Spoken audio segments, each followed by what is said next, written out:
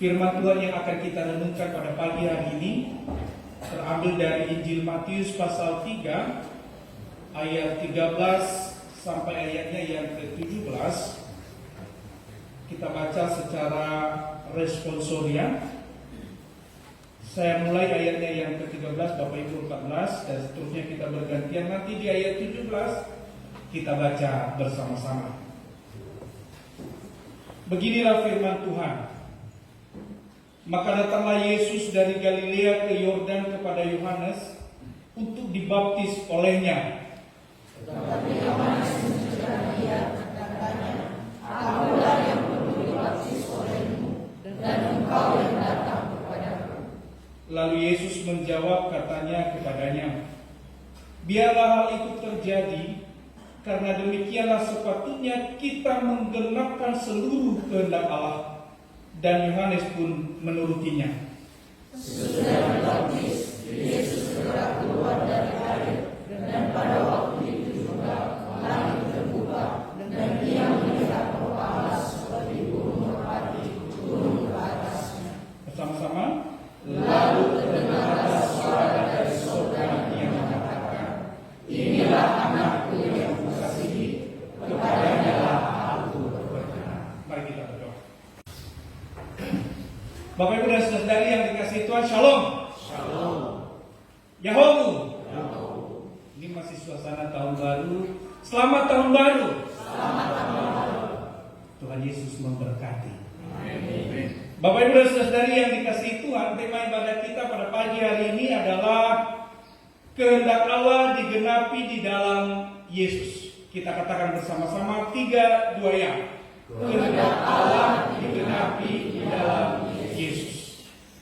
Dari tema ini Bapak Ibu kita akan merenungkan beberapa hal. Yang pertama adalah apa itu kehendak Allah yang digenapi di dalam Yesus. Jadi kita mesti tahu dulu kehendak Allah apa yang digenapi oleh Yesus. Yang kedua adalah apa tanda atau apa yang menjadi petunjuk bagi kita bahwa kehendak Allah itu sungguh digenapi di dalam Yesus. Ini nanti bagian kedua. Dan ketiga, nanti kita akan merenungkan bagaimana kita merespon kehendak Allah yang digenapi di dalam Yesus tersebut. Bagian pertama soal kehendak Allah. Bapak Ibu dan Saudari yang dikasihi Tuhan, setiap orang punya yang namanya kehendak. Dan kehendak ini bebas, free will. Setiap orang memiliki kehendak bebas untuk menentukan mau melakukan apa, mau menciptakan apa, hendak berbuat apa, hendak memikirkan apa. Dari keputusan-keputusan yang diambil manusia, kita nanti jadi tahu ada yang disebut dengan kehendak jahat dan ada kehendak baik. Atau sering kita lihat niatnya jahat, niatnya baik. Itu kehendak dan itu diputuskan oleh diri kita sendiri. Jangan katakan kalau engkau berbuat jahat, lalu engkau, itu dari Tuhan dan Tuhan yang memberi dalam dirimu. Tidak. Masing-masing kita diberikan kehendak. Di dalam diri manusia ada kehendak yang memutuskan sesuatu yang bermanfaat, tetapi kadang-kadang juga ada kehendak yang memutuskan melakukan sesuatu justru yang menghancurkan. Tetapi yang namanya kehendak Allah menghendaki yang baik. Kehendak Allah jelas, yaitu untuk memulihkan dan menyelamatkan dunia, termasuk manusia dan termasuk kita yang hadir di tempat ini. Ini kehendak Allah bagi manusia. Dan kalau kita baca sejarah di dalam firman Tuhan dari perjanjian lama sampai perjanjian baru, kehendak Allah jelas, yaitu untuk memulihkan dan menyelamatkan manusia. Jadi ini jawaban yang pertama soal apa kehendak Allah yang digenapi di dalam Yesus, yaitu soal pemulihan dan penyelamatan dunia, termasuk kita yang hadir di tempat ini. Amin Bapak Ibu. Yang kedua, lalu bagaimana kita tahu apa yang menjadi tanda, petunjuk bahwa sungguh kehendak Allah itu digenapi di dalam Yesus. Kristus. Bapak Ibu dan Saudari yang dikasihi Tuhan, ada banyak rujukan ayat Alkitab atau ayat firman Tuhan di dalam. Kalau kita baca diantaranya misalnya di dalam Yohanes pasal 3 ayat 16 dan 17, ini ayat yang sangat umum sekali. Karena begitu besar kasih Allah akan dunia ini sehingga Ia telah mengaruniakan anaknya yang tunggal, supaya setiap orang yang percaya kepadanya tidak binasa melainkan beroleh hidup yang kekal. Dilanjutkan di ayat 17, sebab Allah mengutus anaknya ke dalam dunia bukan untuk menghakimi dunia, melainkan untuk menyelamatkannya oleh Dia. Jadi kehendak Allah ini digenapi di dalam anaknya yang diutus ke dalam dunia. Anaknya siapa? Jelas, yaitu Yesus Kristus. Di dalam perikop kita, Bapak Ibu dan Saudari yang dikasihi Tuhan, ketika suatu waktu Yesus hendak memulai pelayanannya dan Ia datang kepada Yohanes Pembaptis, Ia minta dibaptis. Pada saat itu apa yang disampaikan oleh Yohanes Pembaptis? Dia mencegah Yesus. Oh jangan. Dia tahu Yesus lebih besar dari dia. Dia tahu Yesus itu anak Allah. Dia tahu baptisan Yesus jauh lebih besar dari baptisannya dia. Kalau baptisan Yohanes Pembaptis itu adalah baptisan tanda pertobatan. Sedangkan baptisan Yesus itu adalah tanda penebusan, penyucian dan penyelamatan. Jadi Yohanes tahu baptisan itu hanya tanda pertobatan. Seseorang yang sudah jatuh ke dalam dosa lalu bertobat. Tapi itu belum jaminan bahwa ia ditebus. Sedangkan kalau Yesus Pembaptis sudah jaminan itu akan ditebus. Jadi Yohanes Pembaptis tahu diri, Bang. Wah, masa Tuhan datang padaku, masa Yesus anak Allah datang padaku untuk membaptisnya, apalagi dia tidak berdosa. Oh tidak, jangan. Yohanes Pembaptis mencegah dia. Tetapi apa jawab Yesus? Tadi kita baca di dalam ayatnya yang ke-15, Ia berkata, biarlah hal itu terjadi, karena demikianlah sepatutnya kita menggenapkan seluruh kehendak Allah. Untuk menggenapi kehendak Allah di dalam Yesus, Yesus tahu Ia harus menjadi manusia dan serupa dengan manusia berdosa. Jalan yang ditempuh oleh manusia berdosa untuk mendapatkan penebusan, ia harus bertobat. Dan itu ditandai dengan baptisan pertobatan, yaitu baptisan Yohanes. Yesus memang tidak berdosa, tapi Ia menempatkan dirinya mewakili manusia. Aku datang untuk memberi petunjuk bagi manusia bahwa seperti inilah seharusnya kita menggenapkan seluruh kehendak Allah. Bahwa setiap kita harus bertobat. Kadang orang berpikir ya berarti sudah percaya pada Yesus, ya sudah pasti selamat gitu. Tapi Yesus bilang enggak, kita harus bertobat. Dan ini ditandai pada masa itu adalah pertobatan atau pembaptisan yang dilakukan oleh Yohanes Pembaptis. Dan pada saat itu Bapak Ibu dan Saudari yang dikasihi Tuhan, setelah baptisan itu dilaksanakan, apa yang terjadi? 3 peristiwa spektakuler terjadi yang tidak pernah terjadi kepada siapapun selama Yohanes Pembaptis membaptis manusia. Apa yang terjadi? Yaitu langit terbuka. Itu kita bisa baca di dalam ayat 16 dan 17. Roh Allah seperti burung merpati turun ke atasnya. Ini yang kedua. Dan yang ketiga, terdengar suara dari surga yang mengatakan, inilah anakku yang kukasihi, kepadanya lah aku berkenan. Ini menjadi tanda, petunjuk, atau bahkan kita katakan sebagai bukti bahwa Yesus itu sungguh anak Allah yang kepadanya seluruh kehendak Allah itu digenapi. kehendak untuk memulihkan dan menyelamatkan dunia termasuk manusia digenapi di dalam Yesus. Ini semacam deklarasi. Jadi Tuhan itu mendeklarasikan pelayanan Yesus ketika ia selesai dibaptis oleh Yohanes Pembaptis.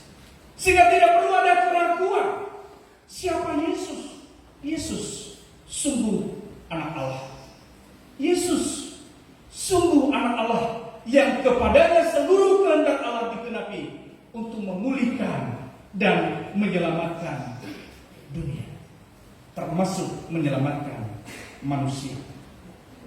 Saya kita baca ulang sekali lagi ayat 16 dan ayat 17. Bisa ditampilkan. Kita baca bersama-sama 3, 2 yang. Sesudah dibaptis, Yesus segera keluar dari air, dan pada waktu itu juga langit terbuka, dan ia melihat Roh Allah seperti burung merpati turun ke atasnya. Lanjut. Lalu terdengarlah suara dari surga yang mengatakan, Inilah anakku yang kukasihi, kepadanya aku berkenan.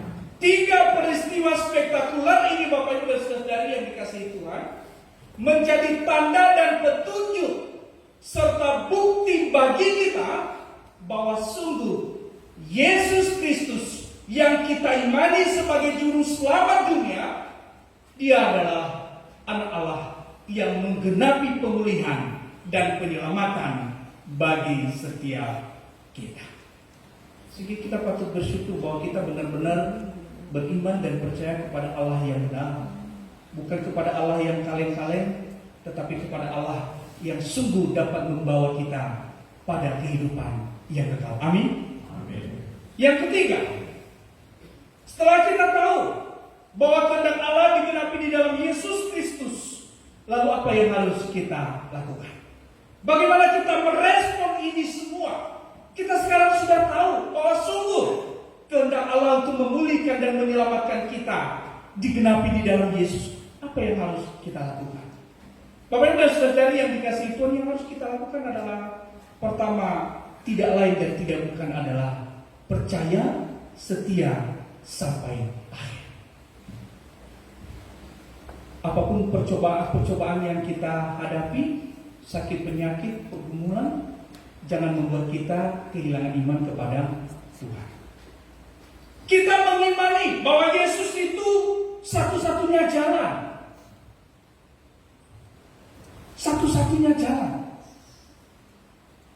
Memang dalam kaitan dengan pluralisme sering dikatakan janganlah terlalu menonjolkan hal-hal yang demikian karena itu terlalu eksklusif. Ya ini iman. Kalau namanya iman, masing-masing kita harus mengimani bahwa Yesus jalan satu-satunya kepada Bapa. Tidak ada jalan lain. Bahwa kita tidak memaksa orang lain, iya. Kita tidak perlu memaksa mereka, tapi memberitahukan. Kalau ditanya, siapa Tuhanmu? Tuhanku Yesus. Apa kelebihannya?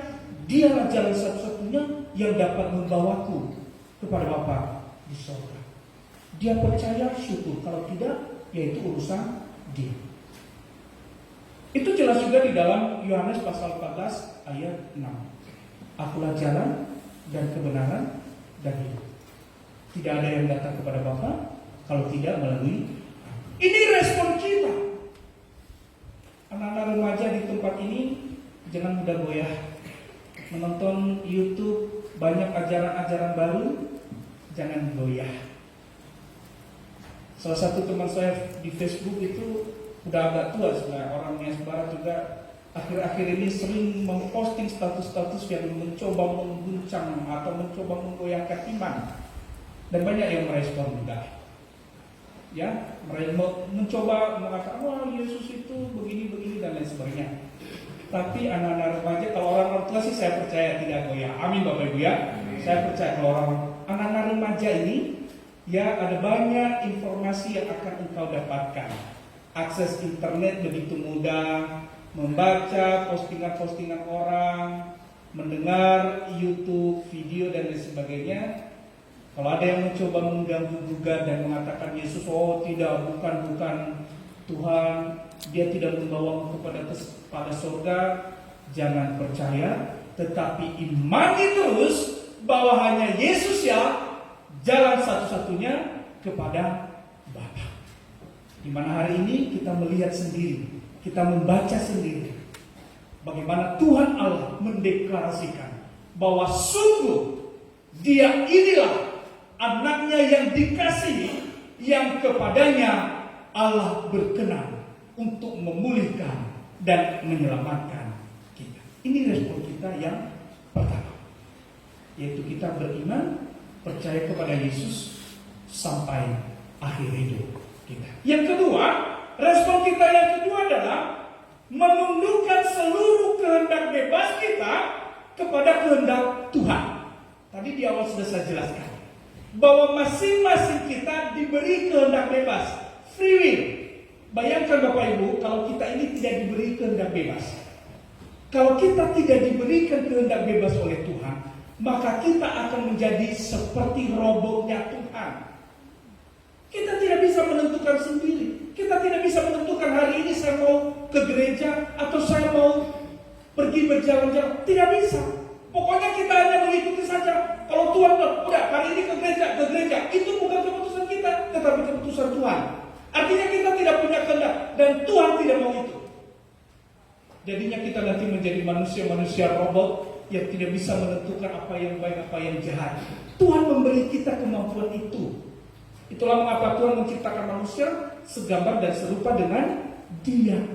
Karena di dalamnya kita diberi yang namanya kehendak bebas. Tetapi dengan kesadaran sendiri, kita tundukkan seluruh kehendak bebas kita kepada kehendak Tuhan. Nah, ini yang Tuhan mau. Tuhan mau kalau kita menundukkan seluruh kehendak bebas kita kepada kehendak Tuhan. Jadi keputusan-keputusan baik kita bukan karena dipaksa, tetapi oleh kesadaran sendiri. Seperti hari ini kita datang ke gereja. Ini adalah kehendak baik. Dan ini adalah keputusan kita. Dan ini disukai Tuhan. Oleh karena kesadaran kita sendiri, kita mau datang beribadah, bersekutu bersama, mendengar firman Tuhan. Ini adalah kesadaran sendiri yang kita lakukan dan kita tundukkan pada kehendak Tuhan. Hendaknya demikian di sepanjang hidup kita. Setiap kali muncul kehendak jahat, kehendak buruk di dalam diri kita, itu kita tekan sedemikian rupa supaya kita hanya melakukan kehendak baik yang seturut dengan kehendak Tuhan. Mudah-mudahan di sini semua kita akan menundukkan kehendak bebas kita kepada kehendak Tuhan. Amin Bapak Ibu. Yang ketiga, bagaimana kita merespon bahwa seluruh kehendak Allah itu digenapi di dalam Yesus Kristus. Ini berkaitan dengan bagaimana kita menjalani kehidupan kita di tahun yang baru. Mari Bapak Ibu kita menjalani seluruh hidup kita ini dengan berpengharapan dan berpegang teguh pada penyertaan Tuhan. Tidak ada pengharapan kita, tidak ada iman kita selain kepada Tuhan. Menjalani tahun baru, menjalani hari-hari yang akan datang, tidak ada pegangan kita selain pada Tuhan.